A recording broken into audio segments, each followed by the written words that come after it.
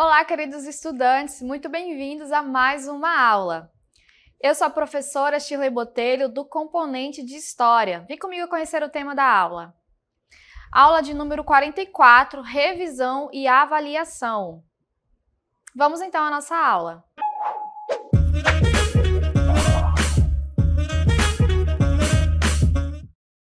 Então, nesta revisão, nós vamos trazer um assunto muito importante para a gente entender a história e a formação do nosso país, a partir da chegada dos portugueses. Em 1500, o navegador português Pedro Álvares Cabral chegou ao litoral brasileiro, inicialmente na região que é hoje a Bahia. O objetivo dessa expedição, no entanto, era chegar até a Índia.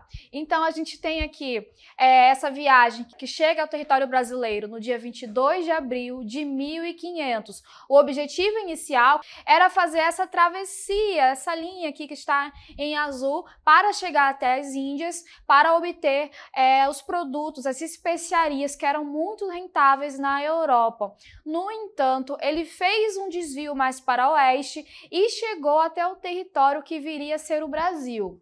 Essa viagem de Cabral, ela contou com cerca de 13 embarcações e mais de 1.000 homens. Então, foi uma viagem que demandou um custo. A coroa portuguesa precisou fazer empréstimos e investiu em Pedro Álvares Cabral para conseguir a lucratividade dos produtos oriundos do Oriente.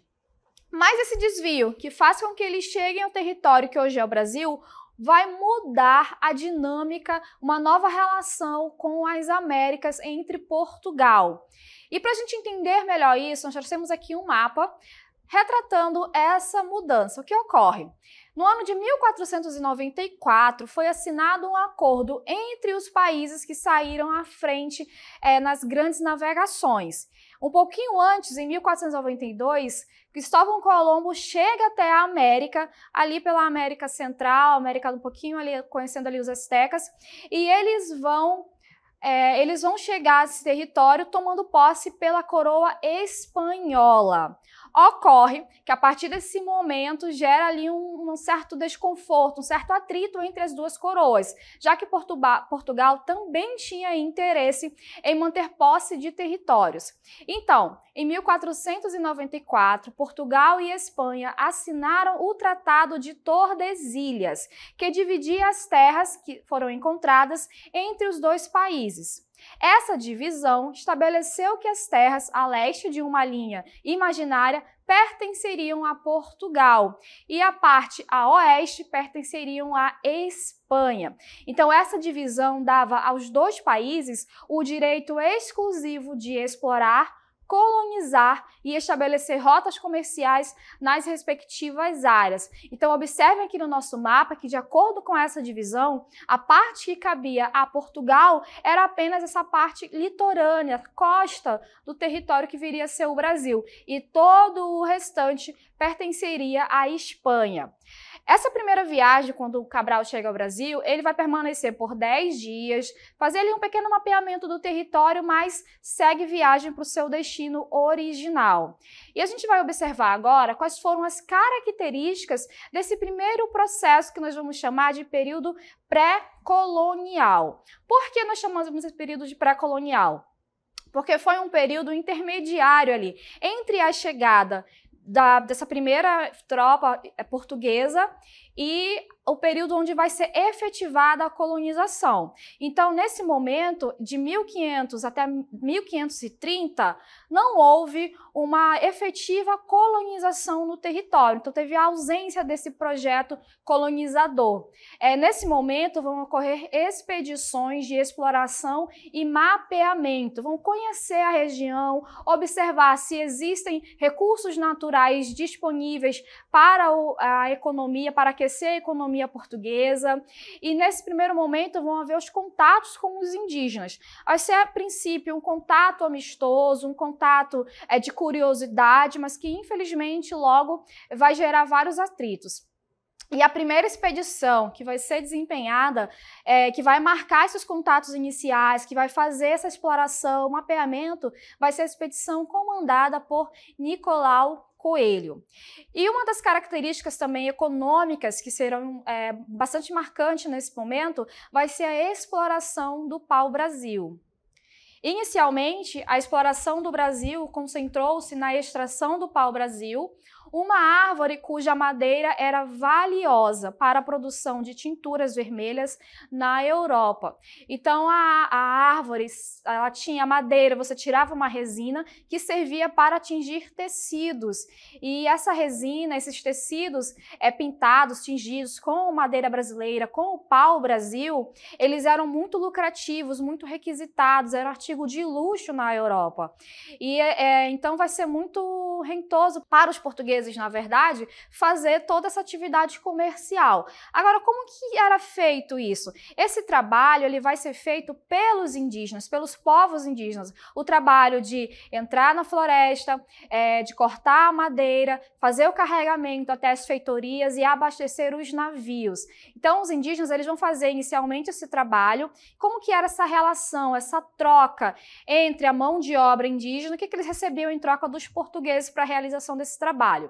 Então, a gente vai ser uma prática conhecida como escambo. Antes da colonização efetiva pelos portugueses, a relação entre os exploradores europeus e os povos indígenas no Brasil era inicialmente marcada pelo escambo. Essa prática consistia em uma transação comercial sem envolvimento com dinheiro, não havia troca de moeda para essa relação acontecer. Então, como ocorria? Os portugueses demandavam aquele trabalho, os indígenas faziam todo o carregamento e, em troca, recebiam alguns objetos. Ambos os lados eles tinham interesse específico nesse sistema de trocas. Os indígenas viam nas mercadorias europeias itens para melhorar sua condição de vida. Eles recebiam facões, recebiam roupas, recebiam espelhos e diversos outros objetos que, para os europeus, não tinham valor comercial. Mas, para os povos indígenas, como eram mercadorias que não existiam nas Américas, facilitavam, de certa forma, as suas atividades. Então, enquanto os portugueses exploravam os recursos naturais brasileiros valiosos para o comércio internacional, os indígenas recebiam em troca esses objetos. E inicialmente, a relação vai se dar dessa forma, nesse período pré-colonial, caracterizado pela economia, exploração do pau-brasil e essa relação de troca entre a mão de obra indígena e os portugueses, que a gente vai chamar de escambo. E nesse período também, além dessa questão econômica e dessa relação que a gente observa aqui entre portugueses e indígenas, também vai ser marcado por invasões estrangeiras.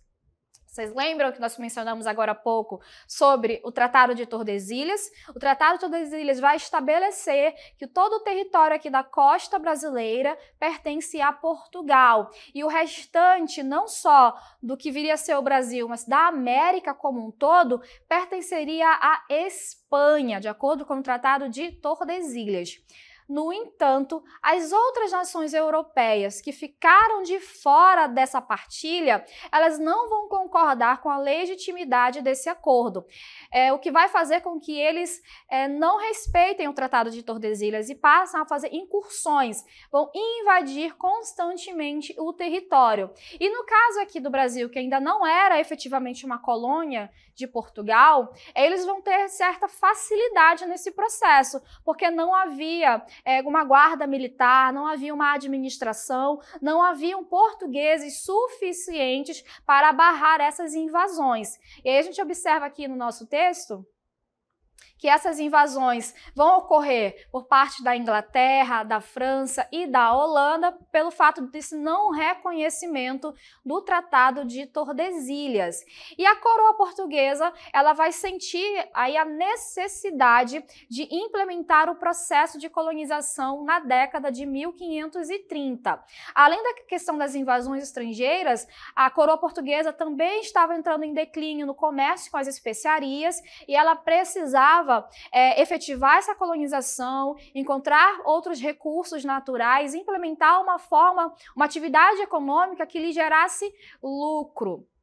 E a gente vai observar que a colônia ela vai estar sob a sombra da metrópole. Os moldes políticos, econômicos do período colonial brasileiro serão todos em benefício, em razão da metrópole. Então a gente tem a organização política e a organização econômica do período colonial brasileiro, ela foi moldada pelos interesses da metrópole, no caso aqui, os interesses da coroa portuguesa, que visava explorar as riquezas naturais e estabelecer um sistema de administração colonial que servisse aos interesses da metrópole. Todas essas características que nós estamos observando fazem parte daquele conjunto de princípios econômicos do mercantilismo, que tinha o objetivo de fortalecer o poder político e econômico dessas nações europeias, dos estados nacionais que se estabeleceram, no caso de Portugal, a partir do século XIV e no caso da Espanha, a partir do século XV. Então, visando esse enriquecimento, esse aumento do poder da metrópole, Portugal vai mudar a relação, a administração da colônia e iniciar esse processo. Então, a gente vai ter, em 1534, a implantação das capitanias hereditárias. É a primeira tentativa da coroa portuguesa de efetivar a colonização no território. Então, inicialmente, esse território ele vai ser dividido em 15 faixas de terra, onde serão estabelecidas 14 capitanias hereditárias. A gente observa aqui no nosso mapa, né? Vejam que nós temos aqui essas divisões. Percebam que são extensões enormes de terra. Então, nós temos 14 capitanias que serão doadas aos capitães donatários. São grandes faixas de terras concedidas a donatários que tinham o direito de explorar e administrar a região. Eles tinham ali alguns deveres, alguns direitos e alguns deveres. Eles tinham o direito de explorar economicamente a região, administrar a região, tinham o direito de doar sesmarias a pequenos colonos. O que são sesmarias? Eram pequenas propriedades de terra para que os colonos pudessem viver, se estabelecer. E como deveres, eles tinham o dever de implantar uma economia. No caso, a economia a ser implantada inicialmente vai ser a economia açucareira. Eles deveriam garantir a ordem, a paz no território, impedir invasões, tratar com povos indígenas belicosos e implantar, efetivar o catolicismo na região. Difundir o catolicismo também era um dos deveres dos capitães donatários. No entanto, esse sistema mostrou-se ineficiente, resultando em problemas de colonização e exploração. O que deu errado nesse sistema de capitanias hereditárias? Então, vários fatores vão contribuir para o declínio desse sistema. O rei ele vai transferir a responsabilidade pela colonização a esses donatários, que eram pequenos nobres de Portugal, vão receber. E eles não vão receber ajuda de custo, eles só vão receber o direito de explorar o território. Mas todo o custo com a viagem, com a implementação da cana-de-açúcar, com o estabelecimento na colônia, deveria ficar a cargo do donatário. A coroa portuguesa ela se eximia dessa responsabilidade e desse custo. Então, muitos capitães sequer vão chegar a vir para a colônia. Por quê? Porque era um empreendimento muito caro e muitos não tinham investimento para isso. Os que vieram encontraram dificuldades em relação à defesa do território, não havia uma comunicação direta com a coroa, então se eles necessitassem de ajuda, até chegar a carta em Portugal, demorava bastante, então esse retorno ele não era um retorno imediato, efetivo. Além da falta dessa comunicação, uma falta de infraestrutura, falta de recursos, eles vão enfrentar invasões estrangeiras, não vão ter suporte militar, vão ter que enfrentar indígenas belicosos. Então, todas essas dificuldades vão fazer que esse sistema não dê o retorno desejado à coroa portuguesa. E apenas duas capitanias elas vão ter sucesso, a capitania de São Vicente e a capitania de Pernambuco, já que eles vão ter um investimento maior. Então, nesse caso, já que ocorre essa dificuldade, não está tendo o retorno desejado, a coroa portuguesa ela vai decidir centralizar o poder administrativo na colônia, porque percebam que cada capitão donatário ele vai receber ali o poder de administrar a sua capitania. Então, uma das características das capitanias hereditárias era que o poder, a administração, ela estava descentralizada. Agora, a coroa portuguesa ela vai reorganizar isso. E ela vai trazer um novo complemento para a colônia, que vai ser o governo geral, a implementação do governo geral, que vai servir para centralizar o poder político da colônia e, de certa forma, um complemento, porque as capitanias não deixarão de existir, mas agora elas respondem ao governo geral. Então, para coordenar e administrar a colônia, foram criados governos gerais com autoridades que representavam diretamente o rei. Esses governadores gerais exerciam autoridade sobre vastas áreas e tinham responsabilidades que incluíam a defesa do território e aplicação das leis. Nós vamos ter, inicialmente, o primeiro governo geral. Esse sistema vai ser implantado em 1548 e o primeiro governo geral vai ser o governo de Tomé de Souza, que vai de 1549 até 1553. Ele vai trazer os primeiros jesuítas ao Brasil, vai construir a cidade de Salvador, onde vai ser a sede do governo geral. O segundo governador geral vai ser Duarte da Costa. Ele já vai enfrentar alguns problemas, conflitos entre colonos e jesuítas e a invasão francesa, que vai ser na região do Rio de Janeiro, onde eles vão criar uma espécie de colônia dentro aqui da colônia portuguesa. Eles vão criar a França Antártica. E por conta disso, ele vai ser substituído. O seu sucessor, Mendes Sá, ele consegue expulsar os franceses, desenvolve a infraestrutura da colônia, criando algumas cidades, algumas vilas, e ele é o governo que vai consolidar esse sistema de governo geral. Além do cargo de governador-geral, ele vai contar também com o auxílio de alguns outros cargos administrativos, alguns cargos públicos. O cargo de ouvidor-mor, que vai ser criado, aquele responsável pela aplicação da justiça, da lei, da ordem na colônia. O provedor-mor, responsável pelo recebimento de impostos, pelas finanças. E o capitão-mor, responsável pelas questões militares, pela organização e pela defesa da colônia. Então, nós temos o governo geral que vai representar a coroa portuguesa, os interesses da coroa. E para representar os interesses dos colonos, serão implantadas as câmaras municipais. Elas foram estabelecidas nas primeiras vilas e cidades, servindo como órgãos locais de governo. Eram compostas por representantes da elite, mas sua autonomia era limitada pela autoridade do rei. Um ponto interessante em relação às câmaras municipais é que os membros que poderiam fazer parte das câmaras, da política, eram apenas a elite local. Na verdade, tinha um termo curioso na época que eram os homens bons. Somente os homens bons poderiam fazer parte da política, poderiam fazer parte, portanto, das câmaras municipais, que cuidavam da administração local. Mas o que é ser um homem bom no século XVI? O que é ser um homem bom no Brasil colonial? Ele precisava ter 25 anos, precisava ser um homem branco, nos termos da época ele não deveria ter impurezas raciais, portanto ser branco, rico, proprietário de terras. Então essas eram as características de um homem bom ali no Brasil colonial. Então a gente percebe, já a partir daqui, como se configurava a estrutura sociopolítica na colônia. Bom, já temos aqui a implementação dessa administração, da defesa, e para fazer a economia girar, o primeiro produto de exploração agrícola no Brasil que vai ser implementado nesse momento será a cana-de-açúcar. O clima tropical do Nordeste brasileiro era ideal para a produção de açúcar em larga escala, impulsionando a colonização e o estabelecimento dos engenhos. Então, ele foi um dos pilares da economia colonial, a principal atividade econômica desse período e exigia uma infraestrutura muito grande, que a gente vai chamar toda essa unidade de produção da cana-de-açúcar de engenho.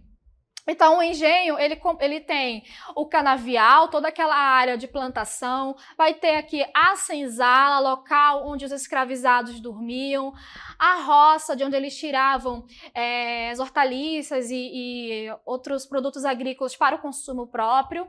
A casa grande era onde vivia o senhor de engenho, o dono da propriedade com a sua família e fazia a administração do engenho nesse local. E a moenda, o local onde a cana-de-açúcar era processada. Então, toda essa questão econômica, ela vai girar em torno, inicialmente, do engenho da cana-de-açúcar. E a sociedade açucareira, uma sociedade altamente estratificada, onde a elite era composta por grandes proprietários de terras, senhores de engenho e comerciantes enriquecidos com o açúcar. E a maioria da população era formada por africanos escravizados, resultando em uma sociedade fortemente baseada na escravidão. E a gente trouxe aqui essa imagem do Debré, um artista francês que andou pelo Brasil no século XIX, e ele vai recriar o cotidiano da sociedade da sociedade brasileira nesse período. A gente percebe nessa pintura onde tem um funcionário público saindo de casa com a sua família. E essa pintura, ela retrata bastante a questão dessa sociedade. O homem aqui à frente, guiando a família. A sociedade açucareira era uma sociedade patriarcal, onde o homem vai ditar todas as regras, e a gente percebe que vai seguindo uma hierarquia aqui na imagem. Ele vai seguindo aqui dos herdeiros, dos filhos, a esposa. Aí, a partir da esposa, nós já temos um outro extrato social, onde nós observamos os escravizados. A mucama, que era a escravizada que servia pessoalmente a senhora de engenho, a dona do engenho, a esposa do senhor de engenho, a ama de leite e os demais escravizados. Então, a gente percebe como o âmbito privado, ele também vai inferir no âmbito social, né? A ordem que era em casa era a ordem hierárquica que vai seguir na sociedade do Brasil colonial. Sociedade açucareira essa extremamente estratificada. Mas a partir do final do século XVII vai surgir um outro produto que também vai ser bastante rentável e vai competir nesse momento com o açúcar. Bandeirantes, eles vão à caça, à captura de indígenas, e na medida em que eles vão avançando para dentro do território, eles encontraram minas de ouro, o que vai mudar a dinâmica dessa sociedade. Então a gente vai observar no final do século XVII a descoberta de ouro e diamantes em Minas Gerais. É o que vai dar início ao ciclo do ouro. Isso levou a uma corrida do ouro, com a exploração intensiva das minas e a migração de muitas pessoas para a região. A gente percebe nessa imagem um local de mineração onde esses mineradores são negros. A gente tem aqui um capataz que está vigiando a esse serviço, mas a grande parte dos trabalhadores são escravizados. Então, eles não vão ser utilizados somente nas plantações de cana-de-açúcar, em vários outros serviços, como as minas também. E voltando para o ciclo de açúcar, para a gente observar como que estava configurado, dividido, esse sistema baseado nos latifúndios e na escravidão. A economia colonial, ela dependia fortemente da agricultura em grandes propriedades, que são os latifúndios, extensas propriedades de terra, principalmente durante o ciclo do açúcar. O trabalho escravizado, inicialmente, ele era indígena, e mais tarde passou a ser predominantemente africano. Era essencial para o sucesso dessas atividades econômicas. Então, a base da mão de obra do Brasil colonial vai ser a mão de obra escravizada. Ela vai ser bastante explorada, tanto nas plantações de cana-de-açúcar, que demandavam uma quantidade muito grande de trabalhadores, como em outras atividades, como nós vimos. E toda essa organização política e econômica do período colonial brasileiro refletiu os interesses da metrópole portuguesa, visando a maximização dos lucros e o controle efetivo sobre o vasto território colonial. Essa estrutura teve profundas implicações na sociedade e na história subsequente do Brasil. Então, a gente percebe que toda essa dinâmica, toda essa estrutura administrativa, política e econômica que foi criada nesse período foi para atender os interesses da metrópole portuguesa. E assim finalizamos a nossa revisão.